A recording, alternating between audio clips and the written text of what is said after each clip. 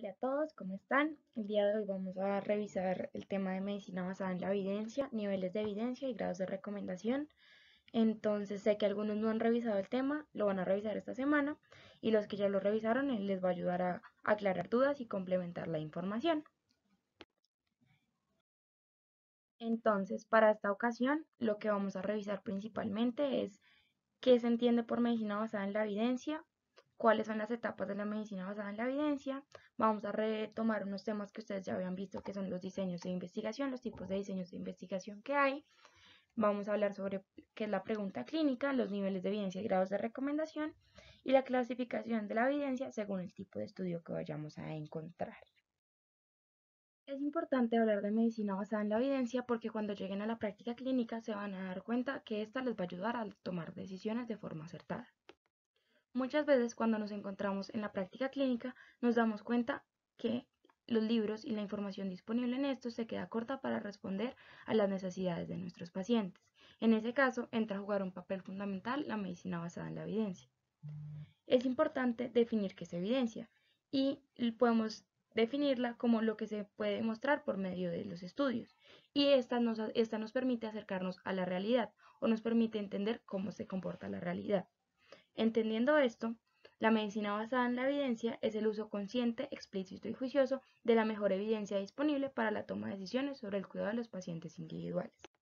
Podemos decir que es un proceso o una estrategia que nos permite analizar y recolectar la mejor información disponible para así tomar decisiones más acertadas en beneficio de nuestros pacientes. Entonces, principalmente para qué nos va a servir la medicina basada en la evidencia, para tomar decisiones, para hacer una lectura crítica y para sistematizar la búsqueda, utilizando lenguaje controlado. Más adelante, cuando revisemos revisiones sistemáticas de la literatura, van a ver lo importante que es hacer una búsqueda sistematizada y utilizar el lenguaje controlado. Esto con el fin de comenzar a evitar información que no nos va a servir y nos va a hacer perder tiempo. Los pilares fundamentales de la medicina basada en evidencia es utilizar la mejor evidencia disponible, la experiencia clínica junto con las características del paciente que estamos tratando para tomar decisiones que beneficien tanto al paciente como a los clínicos. Lo que busca la medicina basada en la evidencia es recoger todos los estudios disponibles sobre un tema y hacer una conclusión a partir de estos. Entonces, no tenemos que ponernos a leer todos los estudios que hay disponibles, sino que buscamos un artículo, que en este caso sería una revisión sistemática, que nos va a permitir entender esa pregunta o nos va a permitir resolver esa pregunta que nos generó nuestro paciente. Las etapas de la medicina basada en la evidencia arrancan en el momento en que se formula un problema clínico. El problema clínico generalmente se formula cuando nos encontramos con un paciente y no sabemos qué tratamiento utilizar en él, no sabemos qué pronóstico va a tener o no sabemos cómo abordar este paciente. A partir de esto vamos a sacar una pregunta. Esta pregunta tiene que estar bien formulada porque a partir de esa pregunta es que vamos a comenzar a buscar la información que está disponible.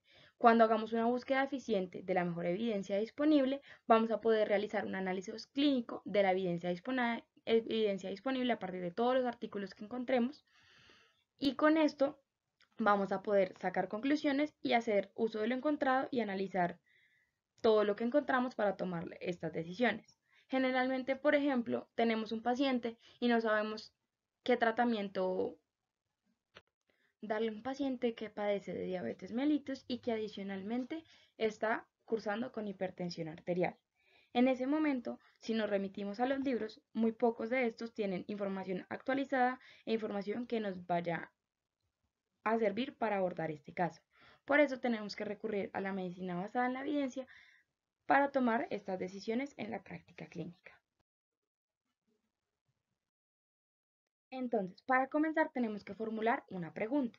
Esta pregunta se puede hacer de lo que uno desee. Lo importante es que sea realista, sea objetiva y sea concisa.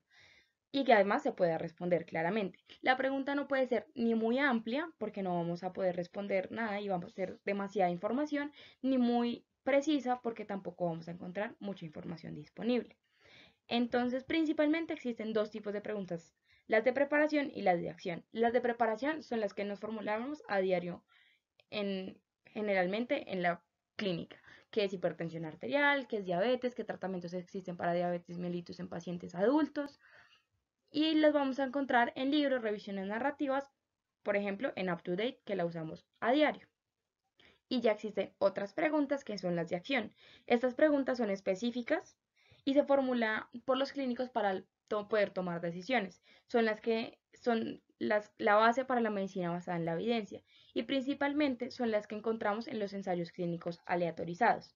Por ejemplo, ¿cuál es el riesgo de presentar hipoglicemias nocturnas con insulina glargina ultralenta comparado con insulina lenta en pacientes diabéticos?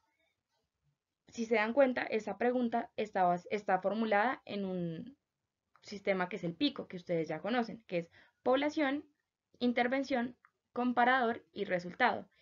Dependiendo de lo que estemos buscando, la estructura de esta pregunta puede cambiar y el diseño o los diseños epidemiológicos que vamos a buscar para responder nuestra pregunta también van a cambiar. Es importante tener en cuenta que las preguntas de acción nos van a permitir responder preguntas de prevención, diagnóstico, tratamiento, daño o pronóstico. Teniendo en cuenta que tenemos que conocer qué tipos de diseños de investigación vamos a buscar o dependiendo de qué vayamos a preguntar, vamos a buscar ciertos tipos de diseños de investigación, vamos a recordar lo de diseños de investigación. Entonces, principalmente vamos a clasificarlos o los clasificamos de esta forma.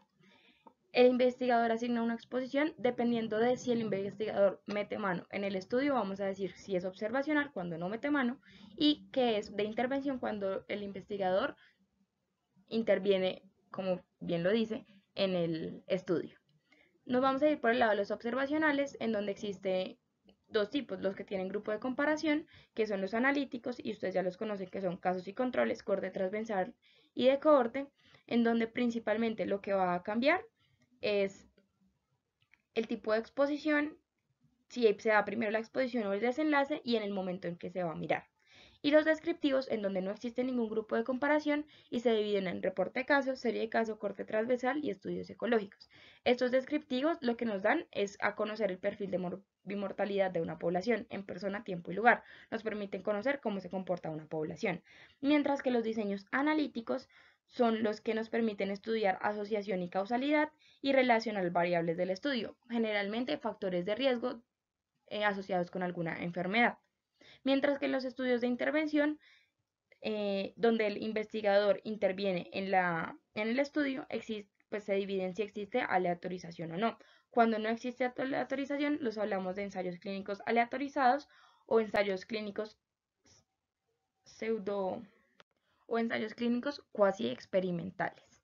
Entonces, como lo ven en la pirámide, se pueden dar cuenta que en la base están los descriptivos. ¿Por qué? Porque generalmente es la mayor cantidad de estudios que vamos a encontrar. Después van los analíticos y arriba están los experimentales, que son los mejores estudios disponibles. Porque sobre estos es que vamos a tomar las decisiones. Recordando los diseños de investigación que existen, vamos a hablar ya sobre la pirámide de evidencia. Esta nos habla sobre el aporte o el nivel de evidencia que tiene cada uno de los estudios y la cantidad que hay de estos. Principalmente lo que más vamos a encontrar es opiniones de expertos y información básica de las enfermedades o de cualquier cosa. A partir de esto ya vamos a encontrar casos y controles, serie de casos, reporte de casos. Después vienen los estudios de cohorte, los ensayos clínicos aleatorizados, los artículos como que ya recopilan toda esta información y finalmente en la cima están las revisiones sistemáticas. Como la doctora les mencionaba, en este momento ya ni siquiera las revisiones sistemáticas se encuentran en la punta porque han aparecido nuevos tipos de estudios que nos permiten revisar la información o analizar la información en mucho menor tiempo o casi que en línea. Y de esto es importante resaltar que a menor nivel de evidencia existen mayores sesgos y que el nivel de evidencia aumenta, como lo ven, según la pirámide, hacia las revisiones sistemáticas. En donde hay menores estudios, hay menores sesgos, hay menor posibilidad de sesgo. ¿Por qué? Porque estos estudios, como las revisiones sistemáticas, toman toda la información, la analizan y dan una conclusión a partir de estas. Es importante entender cómo sabemos qué estudio nos da más evidencia que otro y para qué nos van a servir. Aquí aparecen dos términos importantes que es el nivel de evidencia y el grado de recomendación. Los niveles de evidencia son todos los instrumentos o herramientas que vamos a utilizar para clasificar y jerarquizar la evidencia. Esto se hace de forma individual por cada estudio. Cada estudio se le va a aplicar una herramienta y dependiendo del tipo de estudio va a haber una herramienta diferente. Es importante también tener en cuenta que el nivel de evidencia se refiere al grado de validez interna del estudio. Si ustedes recuerdan, en cuarto habían visto los términos de validez interna y validez externa. Cuando se habla de validez interna, se habla del grado en que los resultados son válidos. Válido significa libre de sesgo o de errores sistemáticos. Y esto solo aplica para la población que se ha estudiado, mientras que la validez externa es el grado en que los resultados pueden ser extrapolados o pueden ser generalizados a otras poblaciones. El nivel de evidencia generalmente en las escalas va a aparecer con números. Va 1, 2, 3, 4 o 1A, 2A y así sucesivamente. A mayor número es menor el nivel. Generalmente el nivel 1 es el que mayor nivel aporta y el nivel 2, 3, 4 son menores la evidencia que va a aportar. Mientras que el grado de recomendación habla sobre la fuerza de recomendación. Es la conclusión, entre comillas, de los niveles de evidencia para adoptar o no una intervención. Este no se hace de forma individual, no se toma cada estudio, sino que se toma el grupo de estudios.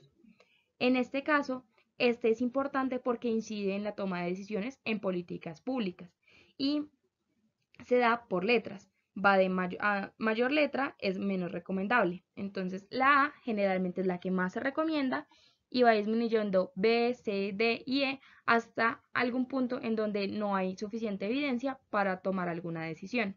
Entonces recuerden que un mismo diseño puede tener un nivel de evidencia y un grado de recomendación diferente y que además dependiendo de lo que estemos estudiando, si estamos estudiando tratamiento o pronóstico o daño, vamos a tener una escala que nos va a permitir medir el nivel de evidencia y el grado de recomendación. Para terminar, es importante que no se aprendan todas las escalas que existen para clasificar la evidencia, porque existen muchas y dependiendo de cada estudio muchas veces se formulan escalas. En general existen estas grandes que tenemos a la mano izquierda, que son todas esas propuestas, que son las que son más usadas, pero generalmente funcionan de la misma forma, entonces lo importante es que entiendan a qué se está refiriendo realmente eso. Aquí les tengo pues como un resumen de lo que es de las escalas que más se utilizan para clasificar los estudios. Entonces, estas que están en amarillo consideran áreas diferentes al tratamiento. Entonces está la Oxford, la NICE y la SACET. Cada una tiene su forma de clasificar los estudios, su forma de valorar el nivel de evidencia y su forma de valorar el grado de recomendación. A diferencia de la Canadian Task Force, que solo habla de estudios de prevención, solo se aplica para estudios de prevención.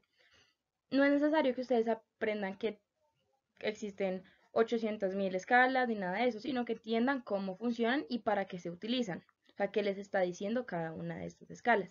Al principio, generalmente, de cada artículo siempre va a aparecer nivel de evidencia y grado de recomendación.